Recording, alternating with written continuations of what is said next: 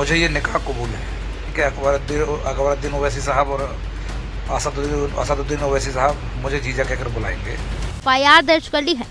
Police ने ये कार्रवाई मुरादाबाद के मझोला में रहने वाली सुनीता नाम की महिला के तहरीर पर की है।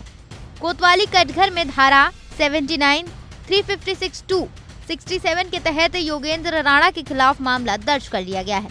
इस मामले में ये भी जानकारी मिल रही है कि केस दर्ज होते ही ठाकुर योगेंद्र राणा मोबाइल बंद कर कहीं गायब हो गए हैं। हालांकि पुलिस पूरे मामले की तफ्तीश में जुट गई है। चलिए अब आपको बताते हैं, उनका वो वीडियो दिखाते हैं जिनमें करणी सेना के नेता एक सांसद के खिलाफ अनाप शनाप बातें कर रहे हैं।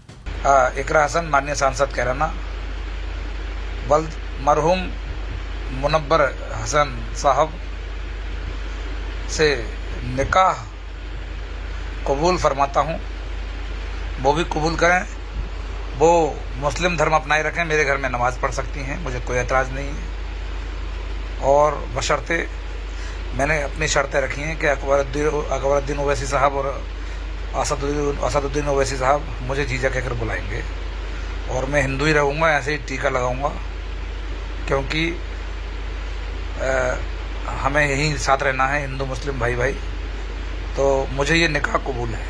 दरअसल इन्होंने सपा सांसद से निकाह करने की शर्त रखी थी। कहा था कि करैना सांसद अभी कुंवारी हैं, मैं भी देखने में उनसे कम खूबसूरत नहीं हूँ। इकरा हसन चाहे तो मुझसे शादी कर सकती हैं, लेकिन एक शर्त है कि असदुद्दीन ओवैसी साहब और अकबरुद्दीन ओवैसी साहब मुझे जीजा कहकर बुलाएंगे।